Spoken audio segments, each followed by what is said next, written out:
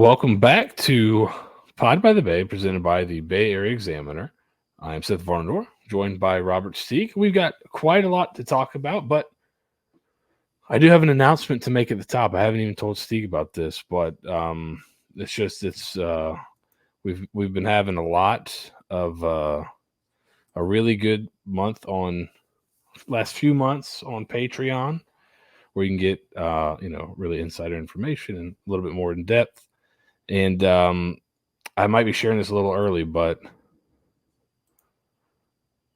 it's gonna be the Bay 12.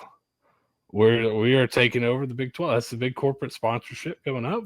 We'll make some changes to membership, I think, but yeah, so that should be fun. I think our buddy Brett Yormark's going to announce it any time now, but I wanted you guys to hear it first. So Bay 12 could be coming. I don't know.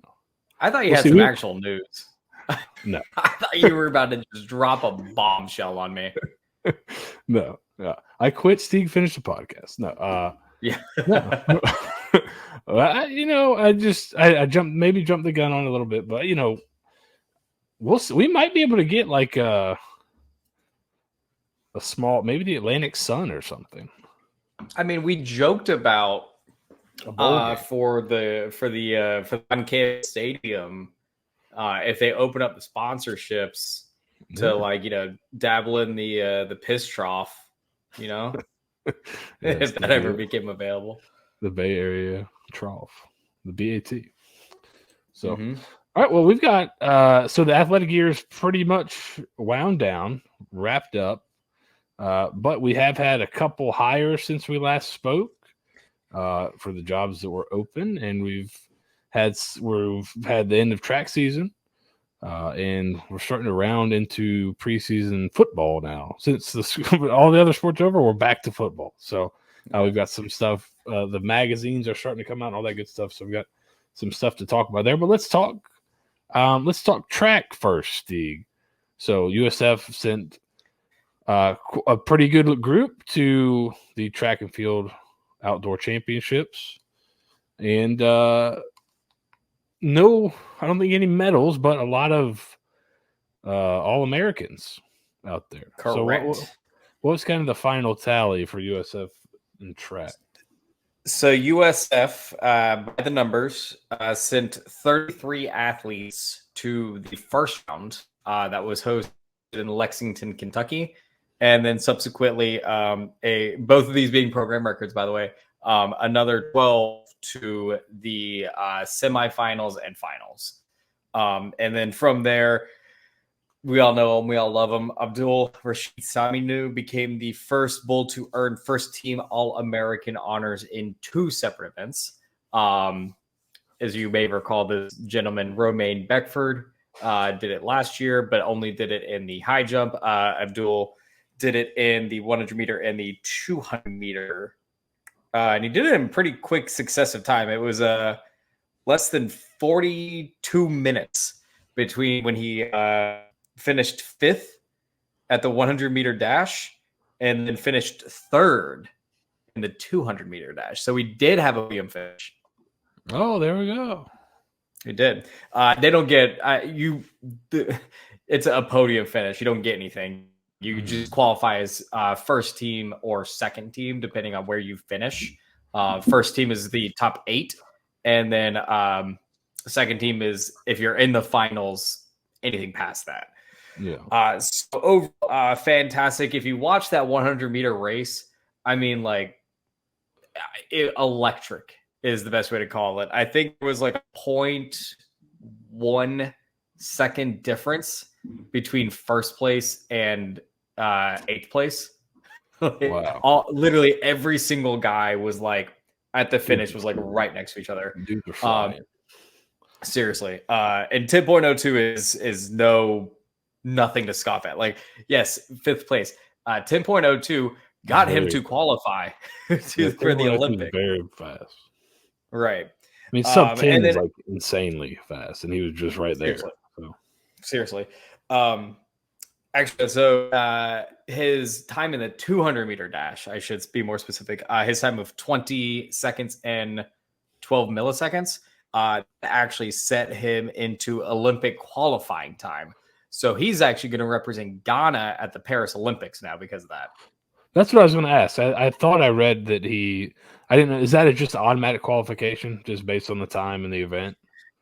It's not automatic, but like there's a certain time threshold that you have to reach for Olympic qualification at any professional event. And he reached that. And so the Ghana Olympic Committee now can select him to represent his nation, and they probably will. Yeah. Cool.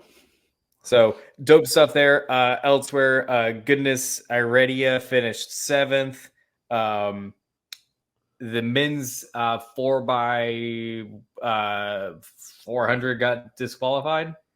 They had an illegal handoff outside of the zone, so not the best time for some of those guys. The men overall finished 26th in the NCAA championship meet out of like 32 teams, I think. And then the women that competed finished 13th in the 4x400. So overall, a really honestly great showing. The men would have qualified for finals and thus would have been all first team All-Americans, but because they were disqualified, none of them got honors. Yeah, that sucks.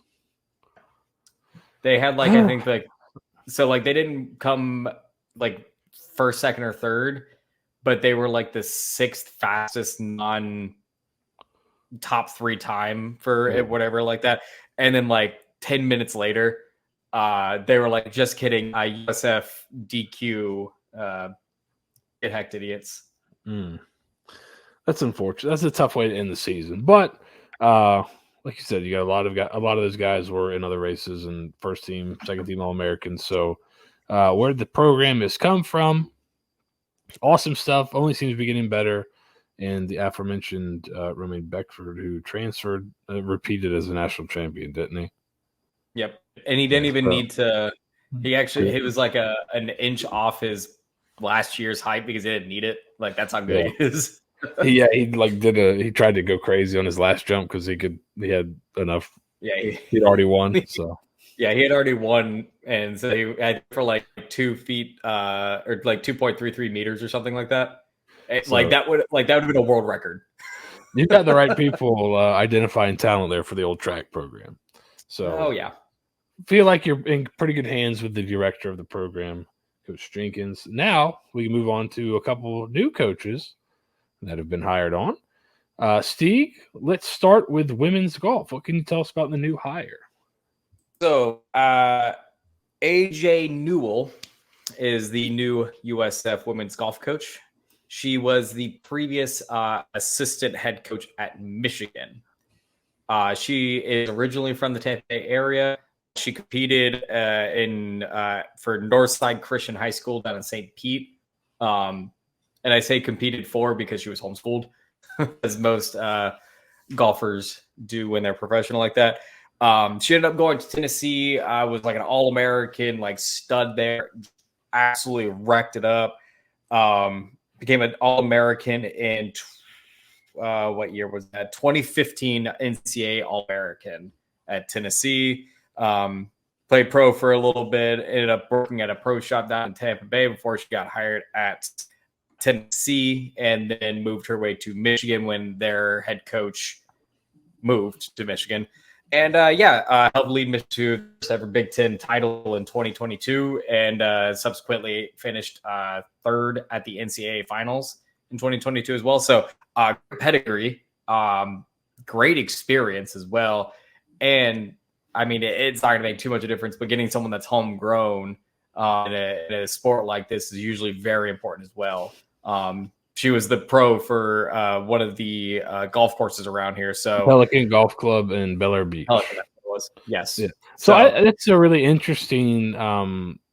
That's what when we talked about the golf job, we were like, you could kind of get people from all over. We talked about someone that is an assistant at LSU. They had no ties, but LSU is a really good program. She had a really good pedigree. But we also talked that the hire could be just a golf pro from somewhere. You never know with these kind of jobs. So I think her background is really interesting. Just even without the home ties. But those ties are obviously helpful. She understands the area. She probably, she's a pro at a decent club.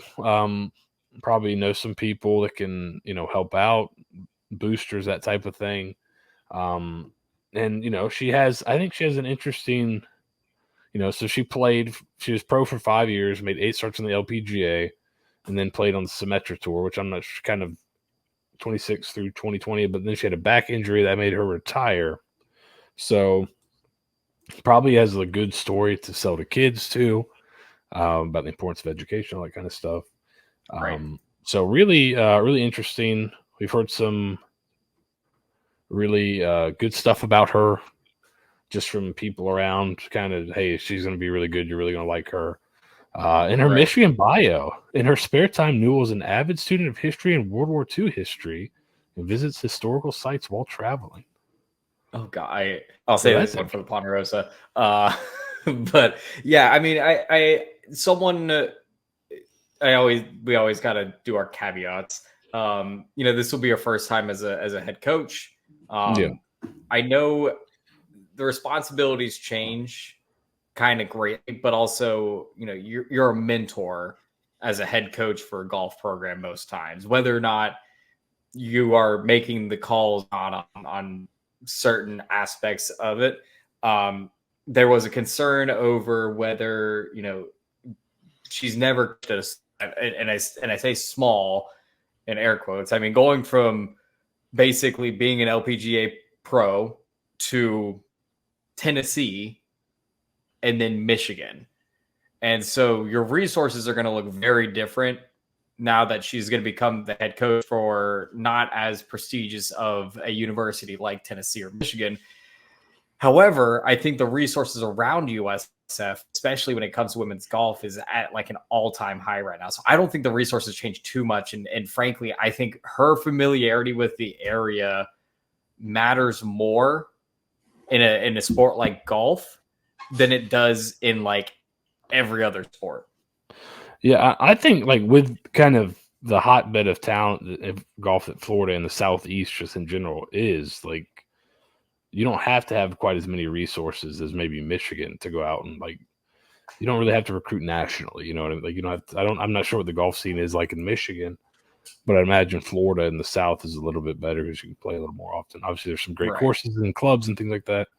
But you would think that better weather area would lead to more golfers. So yeah, it reminds me of how Coach Eric Jenkins pitches whenever he talks to prospective student athletes not from Florida.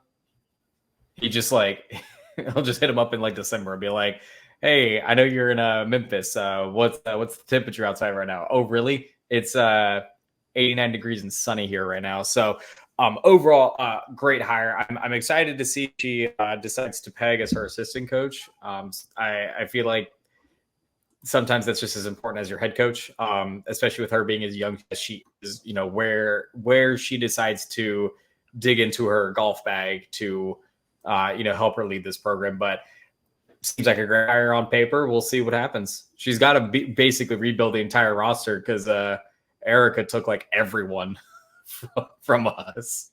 We have 2 golfers on the roster right now. Well, there you go. We got the transfer portal, and who knows? Maybe we got some Michigan people, like you said, we're looking at the weather a few months back, and like, you know what? Tampa doesn't sound too bad. That Tampa doesn't sound so bad right now. So, all right, let's move on to baseball. Steve, USF hires Mitch Hannahs, a name kind of out of left field. Nathan and I spoke last week on the Patreon. He said, Nathan said he thought it was down to 2 people. One was Kingston, and the other he hadn't heard, like he didn't know of, but he thought they were down to 2. He thought maybe it could have been speculated it could be Bellinger, the pitching coach from Clemson that we'd heard about, but he did not have the second name locked down. I'm guessing the second name was Mitch Hannahs, so head coach at Indiana State. Now, we'll talk a little bit more in depth about both these hires on this week's episode of the Ponderosa, the Patreon exclusive podcast, but just general thoughts, Steve. Like, we said, when the job came open, do you want a guy that's an established head coach, a program builder? You want you want a big time assistant? It seemed like they definitely went with the proven head coach route. Which, to be honest, didn't expect at all. Quite a nab if we're going to be honest. I thought after golf, I was like, okay, because in my head I was thinking, okay, there seems to be a pattern of hiring young, kind of hungry coaches that just taking a step up from major program or younger coaches. Hannah is not super young guy, so that was a little bit surprising, but he seems hungry to kind of take the leap from a job where he feels, I think, a little constrained by maybe geography and resources to one where I believe he said USF has like national aspirations, and that was exciting to him. Yes. And we'll go more into detail about this in the Ponderosa. I made a mention about Indiana State in our game threads way back when, at the beginning of the baseball season, during the USF hosted Indiana State, UConn, and someone else. And I made a mention. I said, of the teams that are playing, Indiana State is the best team of the four that are playing right now. They've been super consistently good. They haven't had a losing season in 11 seasons. We talked about them like pretty extensively. We talked about Larry Bird playing baseball for one game. Yeah. I mean, like, it's wild because, like, even in my, like, if I went through, like, there are certain parameters that, much like arm length, that we'll top a candidate off the top of the bit.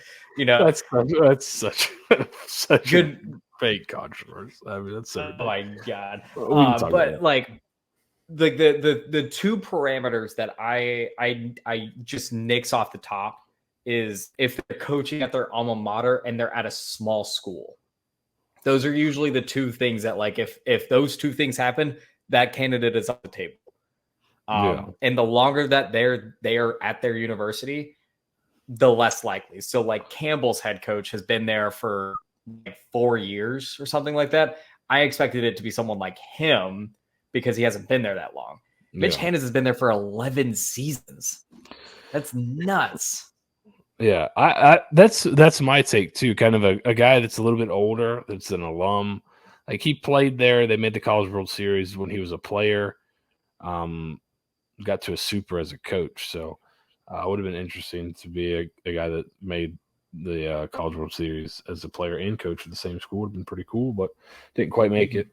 But yeah, those guys seemingly are hard to pry away. But he mentioned that USF has national ambition, and that was intriguing for him. So he made a lot of very interesting comments. I'll say that much.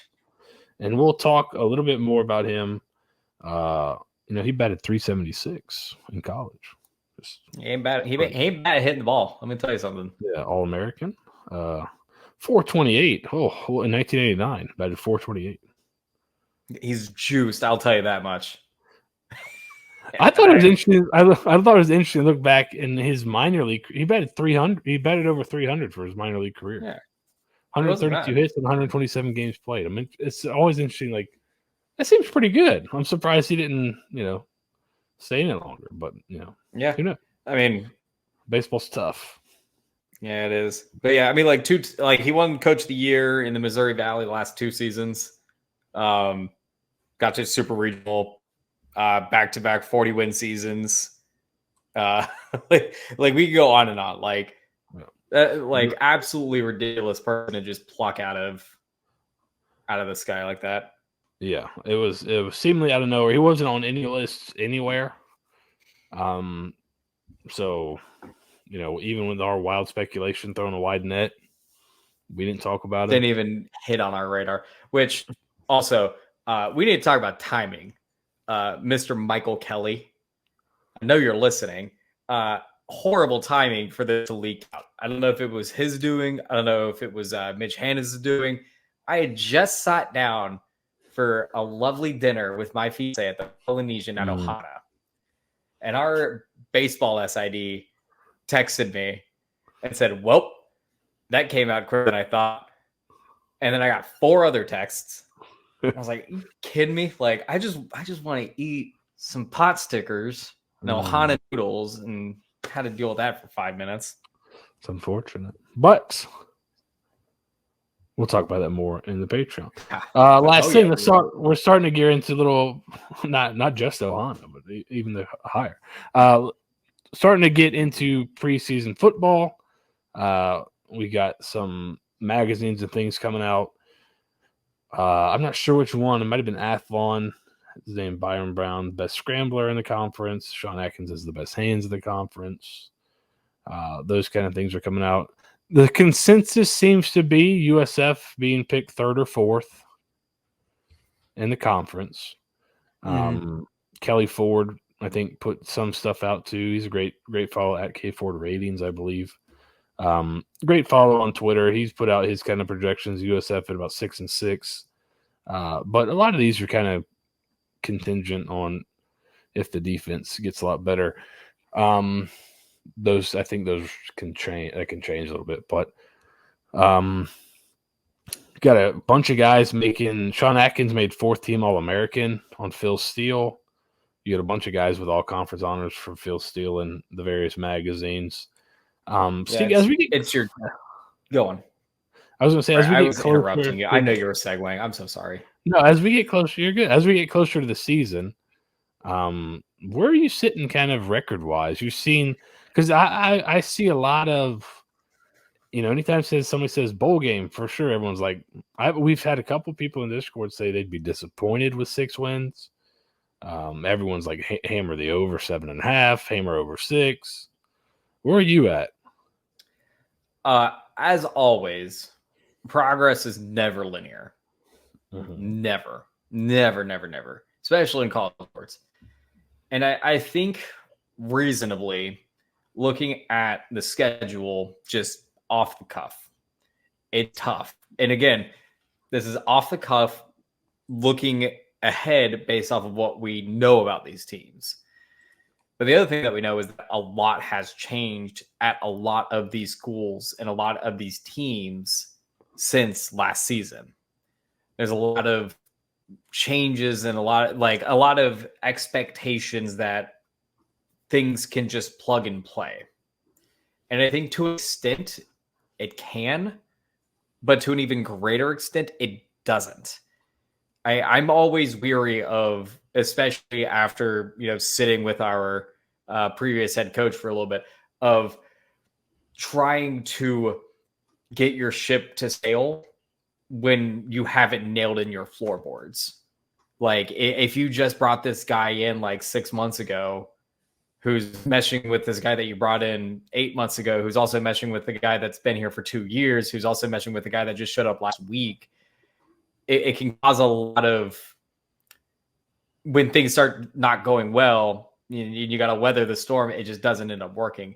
And so I'm curious to see how much that continues forward, because for USF, they didn't really attack the portal like some people thought it would. You thought, like a lot of people I saw were thinking that USF was going to try to like fix everything that was wrong with the defense via the portal. And frankly, they didn't. They kind of just hammered it that like, we just got to trust the process year to develop the guys that we have here. The devil is better than the devil you don't know. And I think that was kind of the key for us. And so you look around a team like Tulane, a team like Memphis, a team like even UTSA. UTSA did it kind of follow this path that USF did. Yes, they have a few key contributors that they had to replace that graduated, but overall, you kept the main bubble intact. And so it's going to be a curious case to kind of see what this is, because the portal's still fresh and new in most people's minds at this point. Is the portal something that you can use to just do a 1-year turnaround and fix everything? Or is the portal something that you need to use to patch the holes in your sail instead? and keep your base intact. So, very long-winded way to say I don't know. Yeah, I look at it kind of two ways. The positive, if you want to be positive, I think the positive outlook would be, hey, they return a lot off a team that seemed to get better as the year went on, and finish the season really strong. So they're set to make kind of a jump up. I think the other side, if you want to look at it in a negative light, you could say that maybe Rice and UConn were both kind of toss up, so they ended up winning last year. And if they lose both those games, now they only win 4 last year. So 6 would not be, you know what I mean? If you're not like the best team in the conference by far, you may slip up in one of these games where right now we're looking at it and like it's a definite win. Right. That just happens in college football unless you're dominant. Which, like I said, on the high end, if everybody just comes back and takes a huge leap because second year in the system, a lot of playing time, then maybe you're hitting that 8-9 win. But I don't think 6 is totally out of the question. And I think they would internally be disappointed with 6 as well. I think their aspirations are higher. But, before JT Daniels got hurt in that Rice game, that was back and forth. Right. The UConn, you were down, I think, 11 and came back and won it at the very end. Those, maybe another day those results go a different way and you don't even make a bowl game last year. So I think everyone's kind of thinking about the team in the back half of the year, which I think is good because that's the team that's coming back pretty much. But, there were a couple close wins in there, and then all the other games were blowouts one way or the other just about, besides Alabama, which was just kind of a weird one. So their schedule is, I think, the toughest in the conference overall. And I think Kelly Ford says the toughest G5 schedule. Yeah, something like that. Alabama, Miami. Whenever you have Alabama, you play Alabama, Miami, Memphis, and Tulane are all going to be probably top, 40 teams for sure. So that's a tough deal. But, what makes you feel good is, outside of those, even those, I'd say Memphis and Tulane, give yourself 50-50 chance in both those. I think there's not like you're going to get, I think you're going to be you might be a slight underdog, maybe a 1-score underdog. Alabama, Miami will be 2-score or more underdogs likely. But, so if you give yourself a half win for those, like, okay, then the rest of the games on the schedule are winnable. So that's exciting. But I wouldn't be disappointed if it turns out to be 6 wins. They make a bowl game again for 7. 14 wins in 2 years would be pretty stellar where they're coming from. But the exciting part is it could be a lot more. So that's what's fun, and that's why it's exciting to kind of be gearing up for football again. So that's it for this week's episode of Pod by the Bay.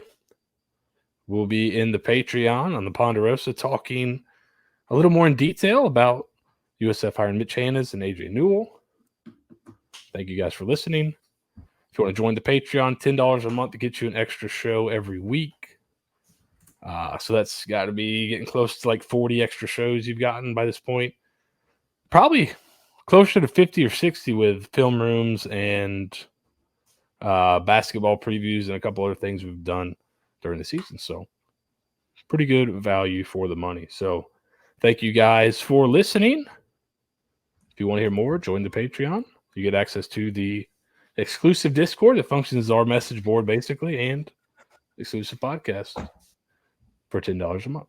So thank you. Go Bulls. Go Bulls.